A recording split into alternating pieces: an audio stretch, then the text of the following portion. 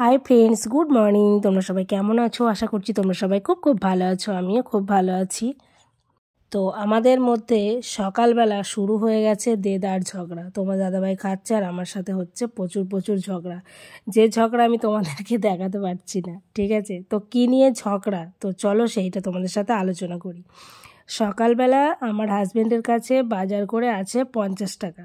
কচুরি, মিষ্টি, তরকারি আনার পর 50 টাকা আছে। তো এখন কিনতে হবে মাছ। তো 50 টাকায় জানো 300 গ্রাম মাছ হয়ে যায়। তো আমি আমার হাজব্যান্ডকে বলছি 300 মাছ নিয়ে চলে এসো 50 টাকায়। তো আমার হাজব্যান্ড সেটা শুনবে না, না তুমি টাকা দাও, আমি মাছ নিয়ে আসবো, 500 টাকা দাও। তো আমি বলছি 50 টাকা যেখানে আছে সেখানে 500 টাকা ভাঙার কি কোনো প্রয়োজন আছে? আগে তোমরাই বলো। মাসের শেষ, হাতে একদমই পয়সা নেই। আর তোমরা জানো আমার স্বামী চাকরি করে ঠিকই, কিন্তু আমাদের বাড়ির একটা বিশাল পরিমাণে লোন করা হয়েছে। তো সেই লোন দিতেই একটু সংসারের অবস্থা টানাটানি। আর যেহেতু সকালবেলা আমার আর ঝগড়া করতে ইচ্ছে করছে না, 2-4 কথা বলে আমারও আর কিছু ভালো লাগলো না। আমি সোনাকে নিয়ে বেরিয়ে গেলাম আমার বাপের বাড়ি। তো বাপের বাড়ি গেছি ঠিকই, কিন্তু মাথার মধ্যে একটা চিন্তা রয়েই গেছে। তো এখানে আমি আমার বাপের বাড়ি চলে এসেছি আর আমার সোনার নাকটা ফোটানো হয়েছে। তো তার জন্য আমার বৌদি একটুখানি নাকের পরিয়ে দিচ্ছে, কিন্তু বাড়ি এসে একদমই আমি শান্তি পাচ্ছি না। তো তোমাদের দাদাভাই কিছুতেই শুনবে না, সেই আমার সাথে ঝগড়া শুরু করে দিল। আর আমারও সত্যি কথা বলতে, আমিও তো একটা মানুষ, কতক্ষণ সহ্য করতে পারে। আমিও কোনো কিছু না বলে সোনাইকে নিয়ে চলে গেলাম বাপের বাড়ি। আর তোমার দাদা বাড়িতে থাকলো। তো বাপের বাড়ি যাওয়ার পর আমি বারবার করে ফোন করছি, ফোন ধরছে। যতবারই জিজ্ঞাসা করছি কিছু খেয়েছো, একই কথা বলছে আমি কিছু খাইনি। জানি না ও খেয়েছে কি খায়নি, আমি একদমই জানি না। তো রাত্রি বাজে 9টা আর আমি আমার বাপের বাড়ি থেকে চলে এসেছি। তো বাপের বাড়ি থেকে আসার পর আমি তোমার দাদাভাইকে বললাম চলো একটু বাজারে যাব, কারণ আমি শুনছি যেহেতু খাইনি আর রাত্রি 9টা বাজে, আজ আর রান্না করতেও ভালো লাগছে না, কারণ আমি আর সোনা খেয়ে এসেছি। তো আমি সকালে 500 টাকা দিইনি, তাতে কি হয়েছে? এখন আমার 500 টাকা বাস চলে গেছে। কারণ কি, তোমাদের দাদাভাইকে আমি রেস্টুরেন্টে খাওয়াতে নিয়ে এসেছি। আর সেই রেস্টুরেন্টে একটা বিরিয়ানি সাথে একটা চিকেন চাপ, বুঝতে পারছো কত টাকার বিল হচ্ছে? 500 টাকা আমার বিল হয়ে গেছে। এই জন্য আমি সবসময় বলি, যতই ভাবি যে আমি ঝামেলা করব না, কিন্তু সেই ঝামেলা কোথা থেকে চলে আসে সত্যি আমি জানি না। নামো আগে গাড়ি থেকে, নামো। দেখো, লোকের ওয়াইফকে যদি টাকা না দেওয়া হয় তাহলে হাজব্যান্ডের ওপর প্রচুর প্রচুর রাগ করে। আর আমি আমার হাজব্যান্ডকে টাকা দিইনি, তো তার জন্য আমার হাজব্যান্ড ঠিক কতটা রাগ করেছে তোমরা দেখো। আচ্ছা বলো, আমি কি কিছু ভুল বলেছিলাম? দেখো রাগটা দেখো, কখন থেকে গাড়ি থেকে নামতে বলছি, নামানোর কথা নেই। দেখেছো কেমন রাগ? বাজে রাত্রি 9টা আর আমি বাড়ি থেকে চলে এসেছি। বাড়ি যাবো না আজকে আমি। দেখো আমি আজকে বাড়ি যাবো না, যেদিকে দু চোখ যাবে সেই দিকে যাবো। আমি কি রাগ দেখাবো? আমার ওপর ওই রাগ দেখাই। দেখো কত রাগ, দেখো রাগে একদম এখনই গাল ফেটে যাবে। কিসের এত রাগ? চোখের জলে থই থই করছে। তো আমরা এখন চলে এসেছি আমাদের বেটফাডাউরি রেস্টুরেন্টে। তো এখানে আমি আমার বরকে খাওয়াতে এসেছি, আমার বর খাবে না, বলছে আমি খাবো না। প্রচুর রাগ করেছে আমার ওপরে।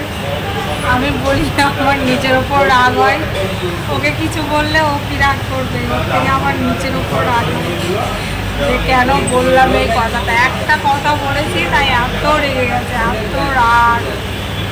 আচ্ছা তোমরাই বলো, আমি কি ভুল বলেছিলাম? আমি বলেছি তোমার কাছে 50 টাকা আছে, ওটা দিয়ে মাছ নিয়ে এসো, আজকে আর 500 টাকাটা ভাঙাবো না, কালকে আবার 500 টাকাটা দেবো, তখন বাজার করে নিয়ে এসো। কী এমন ভুল বলেছি তোমরাই বলো। তো এখন আমার বরের জন্য আমি বিরিয়ানি অর্ডার দিয়েছি, বিরিয়ানি আর একটা চিকেন চাপ অর্ডার দিয়েছি। তো এই দুটোতে আমার 500 টাকা বিল হয়ে গেছে। তো এর জন্য আর বরের উপর আমার রাগ করতে একটুকু ভালো লাগে না, কারণ বরের উপর রাগ করলে নিজের বাস। আর আমার বরের কথা হলো, আমার কাছে 50 টাকা আছে, সেই 50 টাকাটা থাকবে, তোমার থেকে 500 টাকাটা দাও, আমি বাজার করব। আমাদের মধ্যে কে ভুল আর কে ঠিক তোমরা প্লিজ বলবে কমেন্টে। শুধুমাত্র একটা কারণে বরের সাথে লেগে গেল যুদ্ধ। আবার এত কিছু খাওয়ানোর পর বাড়ি এসে বলছে, আমি কি বলেছিলাম তোমাকে খাওয়াতে? কেন তুমি আমাকে খাইয়েছো? তো আমি কিছু খাইনি, একটুখানি ডিমের টুকরো মুখে দিয়েছি শুধুমাত্র তোমাদেরকে দেখানোর জন্যে। তবে একটা কথা ভেবে আজ খুব কষ্ট হয়, আমি যতই ভালো কিছু করি না কেন সেই আমারই দোষ হয়। সমাজ সবসময় মেয়েদেরই দোষ দেয়, ছেলেদের এতটুকু দোষ দেয় না। এমন একটা সমাজে আমরা বাস করি। সো গাইস, আমি এখানে গ্যাস জ্বেলে দিয়েছি আর এখানে কড়াই নিয়ে নিয়েছি। কড়াইয়ের মধ্যে দেখতে পাচ্ছ তেল। তো এই তেলটা দিয়ে প্রথমে আমি পেঁয়াজটা লঙ্কাটাকে ভেজে নেব, যাতে আলু সেদ্ধ মাখা যায়। তো তার জন্য এত গরম পড়েছে, শুনছি নাকি আরো গরম পড়বে। বাপরে, এই গরমেই বাঁচি না, আরো গরম। থাক, আমাকে দাও দাও। আর আমার সোনা মাকে কাজ বলা না, তো একটুখানি পেঁয়াজ কাটতে বলেছি, এটা নিয়ে বসে গেছে। যাও, স্নান করেছো? কখন থেকে স্নান করতে বলছি, স্নান করতে যাব না, কোনো কথা নেই। এখন এখন খেতে যাবে, এখন উনি নাচ করতে গেল, যা খুশি করো। তো এখন আমি পেঁয়াজগুলোকে দিয়ে দেবো। হলুদটা কোথায়?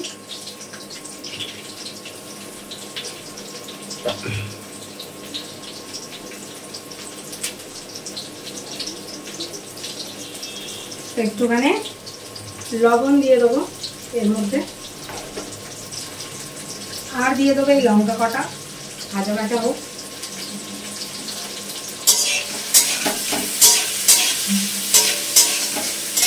এটা ভাজা ভাজা। আমার সোনা এতটাই রাঁধুনি, এতটাই রাঁধুনি কি বলবো তোমাদের। পেঁয়াজ কেটেছে, বা টিনের মধ্যে যে লঙ্কা দিতে হবে সেটা খেয়াল নেই। এই হলো রাঁধুনি আমার সোনা। তোমরা বলো না তোমার সোনা কত কাজ করে, এই কাজ করে। এখন এই লঙ্কাগুলোকে কেটে দেবো।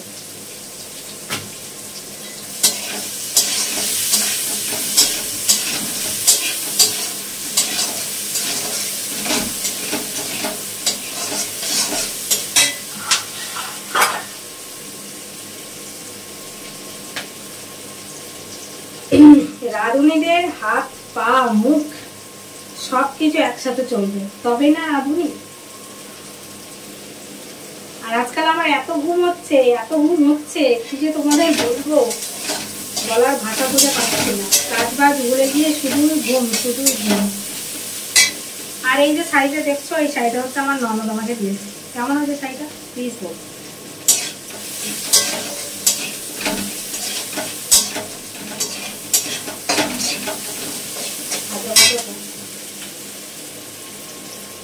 আজকে মাছ আসেনি, মাছ আলাগুলো কোথায় আছে কে জানে। সো গাইস, আজকের ব্লগ যদি তোমাদের ভালো লেগে থাকে তাহলে একটা লাইক করবে, শেয়ার করবে, কমেন্ট করবে, চ্যানেলটি সাবস্ক্রাইব করে অবশ্যই আমার পাশে থাকবে। টাটা।